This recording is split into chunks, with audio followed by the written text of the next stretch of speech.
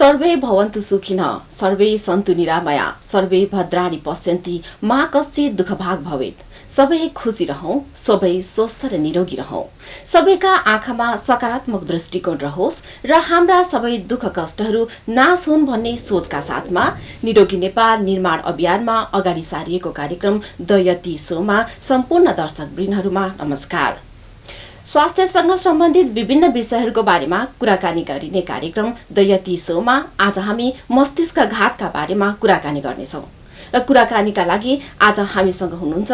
Norvic international अस्पतालका वरिष्ठ नशारोग विशेषज्ञ डाक्टर पंकज जलान। डाक्टर स्वागत छ कार्यक्रममा। नमस्ते। आरामै हुनुहुन्छ? डाक्टर, बिरामीहरूले भन्ने गरेको सुनिन्छ हामीले हैन, मेरो चाहिँ दिमागमा रगत जमेको छ रे, रगतको नसा चाहिँ बन्द भएर चाहिँ मलाई मस्तिष्कघात भएको छ भन्छन्। यो मस्तिष्कघात कस्तो अवस्था हो?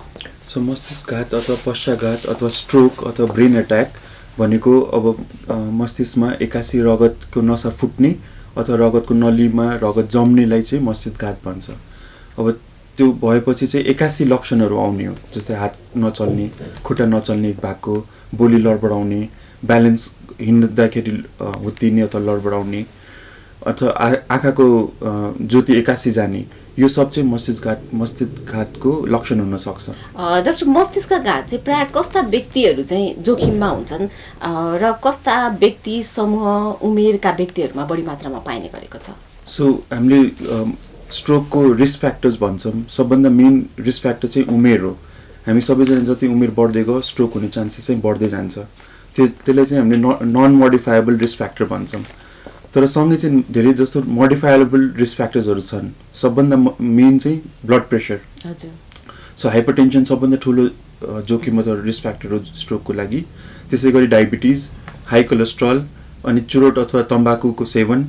अनि एल्कोहल, ओबेसिटी, यो सब चाहिँ रिस्क फ्याक्टर्सहरू हुन् स्ट्रोकको लागि। डाक्टर, अघि डाक्टरले कुरा गर्नुभयो कि उच्च रक्तचाप भनेर हैन, भनेपछि उच्च रक्तचाप भएका बिरामीहरू पनि एकदमै चाहिँ मस्तिष्कघातको जोखिममा पर्ने भयो हैन। हामीले देख्ने गर्छौँ नि बिरामीहरूले चाहिँ कहिलेकाहीँ अत्यन्तै न्यून रक्तचाप हुन्छ तर खासै मतलबै गरिरहेका हुँदैनन्, उनीहरू जोखिममा छन् कि छैनन्? लो ब्लड प्रेसर चाहिँ युजली स्ट्रोकको रिस्क फ्याक्टर चाहिँ होइन। अब कसैलाई एकदमै लो ब्लड प्रेसर छ अनि मुटुबाट मस्तिष्कतिर जाने जुन रगतको नलीहरू जुन छ क्यारोटिड आर्टरिज, त्यसमा ब्लकेज छ भने त्यस्ता बिरामी चाहिँ जोखिममा पर्न सक्छ। तर जेनरल पपुलेसनमा चाहिँ लो ब्लड प्रेसरले युजली स्ट्रोक चाहिँ गराउँदैन। अनि जस्तो मस्तिष्कघातकै कुरा गर्दा बिरामीहरूले भन्छन् कि मेरो दिमागमा चाहिँ रगत जमेको छ भन्छन्, एक थरी बिरामीले भने, अर्को थरीले चाहिँ मेरो दिमागमा चाहिँ रगत पुगेन अरे, रगतको नली नै बन्द भयो भन्छन् नि। यो मस्तिष्कघातको पनि प्रकार छन् कि के हो? सो दुई प्रकारको छ मेनली हैन। एउटामा चाहिँ रगतको नसा फुट्ने जसलाई हामीले हेमोरेजिक स्ट्रोक भन्छौँ, त्यो चाहिँ 100 जनामा 15 जनालाई जतिलाई हुन्छ। सो 15% इन्सिडेन्स छ। अर्को कमन चाहिँ रगतको नलीमा चाहिँ रगत जम्ने अथवा ब्लकेज हुने जसलाई हामीले इन्फार्क्सन पनि भन्छौँ, त्यो चाहिँ 85% जति इन्सिडेन्स हुन्छ। अब बिरामीलाई चाहिँ मेरो मस्तिष्कमा रगत जमेछ अथवा फुटेछ भन्ने चाहिँ त्यो एउटा सब्जेक्टिभ सिम्पटम मात्रै हो। त्यसरी अनुभव चाहिँ केही हुँदैन कि दिमागमा केही भएको छ भनेर। त्यसको लक्षण चाहिँ मैले अघि नै भने जस्तै हातखुट्टा नचल्ने अथवा प्यारालाइसिस हुने, त्यो चाहिँ एउटा मेन लक्षण हो मस्तिष्कघातको। अनि डाक्टर, जस्तो कतिपय बिरामीहरूले के भन्छन् भन्दाखेरि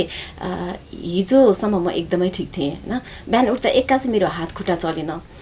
मेरो मुख पनि बाङ्ग्यो, तर एकैछिन पछाडि फेरि म जस्ताको त्यस्तै भएँ भनेर वास्तै नगरिरहेको अवस्था हुन्छ। यो चाहिँ कस्तो अवस्था हो? सो मेन लक्षण चाहिँ मस्तिष्कघातको अथवा स्ट्रोकको चाहिँ एक्कासी आउने सिम्पटम्स हो। सो एक्कासी हात खुट्टा चलेन, एक्कासी बोली लडबडायो, एक्कासी मुख बाङ्ग्यो भने त्यो स्ट्रोकको लक्षण हो। स्ट्रोक धेरै प्रकारको हुन्छ, धेरै कारणले हुन्छ।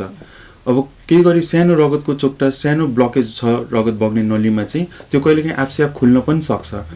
तर के बुझ्नु पर्यो भने 2 मिनटमै हातखुट्टा नचल्ने ठिक भयो भने पनि अस्पताल चाहिँ जानु पर्यो, किनभने ठुलो स्ट्रोक हुने सम्भावना एकदमै बढी छ। एकचोटि स्ट्रोक भएको छ भने अथवा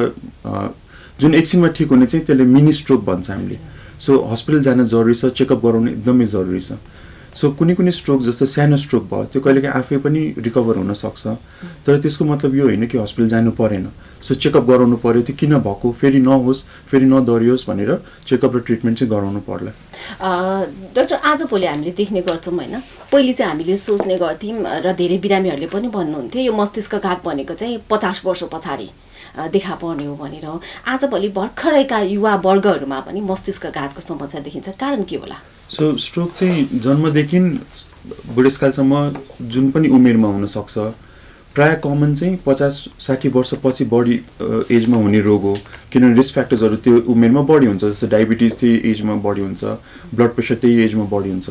तर यङ एजमा हुने मेन कारण चाहिँ खास गरी नेपालमा चाहिँ मुटुको बातले गराउँछ सो मुटुको बात अथवा रुमेटिक हार्ट डिजिजमा मुटुको भ्याल्भहरूमा खराबी भयो मुटुको चालमा खराबी भयो भने मुटुमा रगतको चोक्टाहरू जमेर त्यो माथि मस्तिष्कतिर जान्छ अनि त्यही कारण यङ एजमा चाहिँ स्ट्रोक आजकल बढी देखिन थालेछ त्यसमाथि चाहिँ अब एल्कोहलको सेवन ड्रग एडिक्सन यो सबले पनि स्ट्रोक गराउने चान्सेस एकदम बढाइरहेछ त्यही कारण हामीले यङ्गर एजमा अलिक बढी देखिरहेछौँ आजकल भनेपछि डाक्टरको भनाइअनुसार त कतिपयलाई मुटुको समस्या भयो मुटुको भल्भको समस्या भयो भने पनि मस्तिष्कघात हुने सम्भावना हुन्छ होइन भनेपछि हामीले मस्तिष्कघात हुन नदिनको लागि त्योभन्दा अगाडि नै आफू जोखिममा छु कि छैन भनेर पत्ता लगाउन सकिन्छ कि सकिँदैन के गर्ने त्यसको लागि सकिन्छ अब मुटुको रोग छ भने नियमित मुटुको जाँचहरू गराउनु पर्यो मुटुको डाक्टरसँग परामर्श गर्नु पर्यो अब धेरै जस्तो मुटुको बातको रोगमा चाहिँ ब्लड थिनर्सहरू युज गरिन्छ ब्लड थिनर्स युज किन गरिन्छ त्यही स्ट्रोक नहोस् भनेर त्यसै गरी जसलाई ब्लड प्रेसर छ डायबिटिज छ टाइमली नियमित चेकअप गराइराख्नु पर्यो नियमित फलोअप गरिराख्नु पर्यो आफ्नो डाक्टरसँग अनि एकदमै जोखिममा भएको बिरामीहरू जस्तो अब डायबिटिज छ हाई ब्लड प्रेसर छ फ्यामिली हिस्ट्री स्ट्रङ छ भने हामी रगत पातलो गर्ने औषधि कोलेस्ट्रोल घटाउने औषधि चाहिँ धेरै पहिलादेखि नै सुरु गर्नुपर्छ जस्तो कमनली हामीले सुनिराखेको इकोस्प्रिन अथवा एस्प्रिन भन्ने औषधि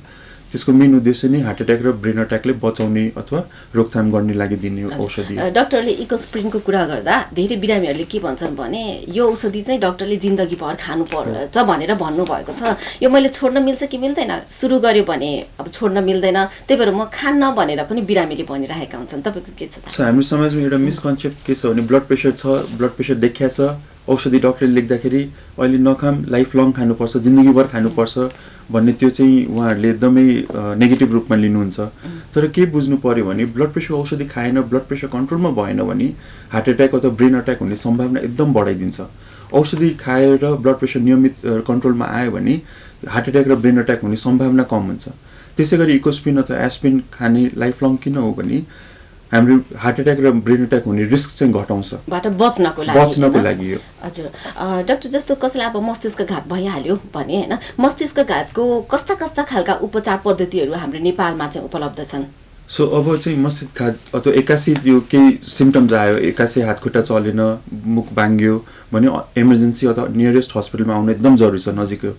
किनभने अहिले अब यसको उपचार चाहिँ सम्भव छ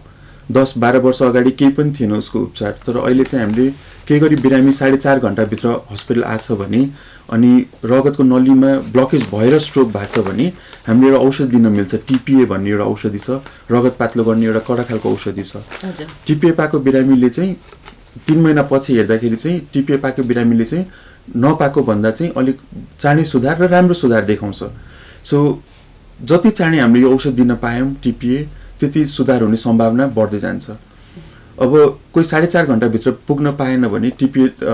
अरू पनि उपचारको प्रविधिहरू सम्भव छ जस्तै मेकानिकल थ्रोम्बेक्टमी भन्छ रगतको नसामा ब्लकेज छ भने त्यसलाई निकाल्न मिल्छ सो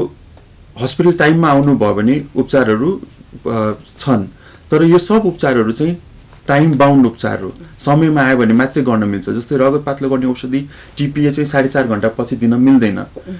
थ्रोम्बेक्टमी भन्ने उपचार चाहिँ 24 घण्टा पछि गर्न मिल्दैन सो जति चाँडै हस्पिटल आउनुभयो जति चाँडै यो उपचार गराए रिजल्ट त्यति राम्रो आउँछ जति ढिला भयो रिजल्ट त्यति खराब हुन्छ भनिन्छ नि डाक्टर होइन टाइम इज ब्रेन भनेको मतलब मस्तिष्कसँग सम्बन्धित जुन मस्तिष्कघात जस्ता समस्याहरू छन् त्यसमा चाहिँ समयको महत्त्व बढी छ होइन र यहाँले चाहिँ टिपिएको कुरा गर्नुभयो यो टिपिए सेवा हाम्रो काठमाडौँ उपत्यकामा प्राय कुन कुन अस्पतालहरूमा उपलब्ध छन् सो काठमाडौँमा प्राय सबै ठुलो सेन्टर्सहरूमा चाहिँ टिपिए उपलब्ध छ अब नर्विकमा ग्रान्डीमा ह्याम्समा न्युरो हस्पिटल बाँसबारी अन्नपूर्णमा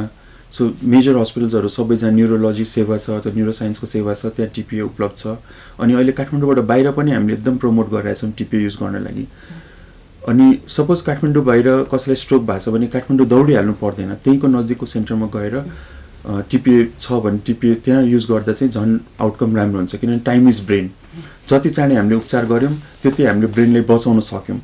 स्ट्रोक भइसकेपछि स्ट्रोकमा चाहिँ जुन ब्रेनको नसाहरू खराब भइसकेको छ भने त्यसलाई चाहिँ ठिक गर्न सकिँदैन तर छेउछाउको अझै नसा नबिग्रियोस् खराब नहोस् इन्फ्याक्ट नहोस् भनेर हामीले यो औषधि चलाउने हो सो जति चाँडै हामीले जहाँ नजिकको हस्पिटलमा यो फेसिलिटी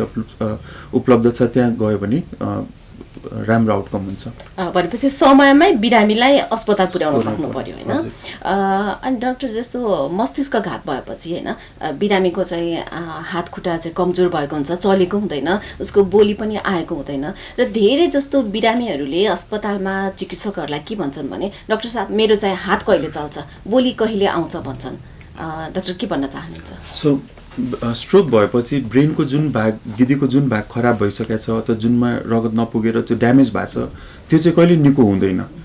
तर पनि सुधार देखिन्छ हात खुट्टा नचले पनि 2 महिना 2 दिन कसैलाई 2 वर्षमा चाहिँ सुधार बिस्तारै आउँदै जान्छ सुधार किन आउँछ भने ब्रेनमा चाहिँ एउटा प्लास्टिसिटी भन्ने फिनोमिना छ प्लास्टिसिटी भनेको चाहिँ खराब भएको भागको जति पनि काम थियो त्यो छिमेकीले लिदिने हो तर छिमेकीले कति दिनमा लिने हो कति हदसम्म लिने हो त्यो चाहिँ भन्न सकिँदैन त्यो चाहिँ टाइमको हिसाबले अब पेसेन्टको अरू कुराहरूको हिसाबले चाहिँ सुधार देखिन सक्छ सो त्यसै गरी स्ट्रोकमा अब कसैलाई सुधार 1 दिनमा पनि आउँछ हात खुट्टा चल्ने सुधार हुने कसैलाई 1 वर्षसम्म पनि सुधार नहुन सक्छ त्यो चाहिँ प्रेडिक्ट गर्न सकिँदैन अनि त्यसको लागि चाहिँ त्यो निको गराउने चाहिँ औषधि केही हुँदैन त्यसको लागि चाहिँ नियमित अब फिजियोथेरापी एक्सर्साइजहरू गर्नु पर्यो ब्लड सुगर छ भने सुगर कन्ट्रोलमा ल्याउनु पर्यो ब्लड प्रेसर मेन्टेन गर्नु पर्यो लाइफस्टाइल मोडिफिकेसनहरू गर्नु पर्यो अनि नियमित फिजियोथेरापीहरू गरेर चाहिँ सुधार हुने सम्भावना चाहिँ 2-3 वर्षसम्म पनि भइरहेछ स्ट्रोक भएपछि चाहिँ डाक्टर अब हामी कार्यक्रमको अन्ततिर आइसकेका छौँ दर्शकवृन्दहरूलाई फेरि पनि अथवा कसैलाई पनि ब्रेन अट्याक नहोस् मस्तिष्क घातलाई चाहिँ रोकथाम गर्न सकियोस् भन्नका लागि यहाँका के छन् सल्लाह सुझावहरू सो सबभन्दा पहिला चाहिँ हाम्रो लाइफस्टाइलको कुरा आउँछ अब ब्रेन मस्तिष्क घात अथवा ब्रेन स्ट्रोक अथवा ब्रेन अट्याक चाहिँ मुटुको अट्याक अथवा हार्ट अट्याक जस्तै हो सो यो दुईटैको लागि चाहिँ रिस्क फ्याक्टर्सहरू त्यही हो अब लाइफस्टाइल राम्रो गर्नु पर्यो सो खानपिनमा धेरै चिल्लो पिरो खानु भएन हेल्दी फुड खानु पर्यो न्युट्रिसियस फुड खानु पर्यो अनि मेन चाहिँ एक्सर्साइज चाहियो so at least 20 to 30 minutes of daily physical एक्टिभिटीले चाहिँ यो दुईटै हुनबाट चाहिँ अलिकति प्रिभेन्ट गर्ला त्यसै गरी चुरोटको सेवन तम्बाकुको सेवनले चाहिँ स्ट्रोकको चान्सेस एकदम हाई गर्छ सो चुरोट चाहिँ एकदम ठुलो रिस्क फ्याक्टर हो ब्रेन र हार्ट अट्याकको लागि अब त्यसै गरी अलिकति रिल्याक्सेसन टेक्निक्सहरू चाहियो धेरै स्ट्रेस भएको स्ट्रेसफुल लाइफस्टाइलमा चाहिँ स्ट्रोक्स हुने चान्सेस बढी हुन्छ अनि केही गरी हजुरलाई डायबिटिज छ ब्लड प्रेसर छ भने नियमित रूपमा चेकअप चाहिँ गराइराख्नु पर्यो धन्यवाद डाक्टर थ्याङ्क यू दर्शकवृन्द आजको हाम्रो प्रस्तुति कस्तो रह्यो यहाँहरूको सल्लाह सुझावको अपेक्षा गर्दछौँ अर्को हप्ता फेरि नयाँ कार्यक्रमका साथ उपस्थित हुने नै छौँ स्वस्थ रहौँ व्यस्त रहौँ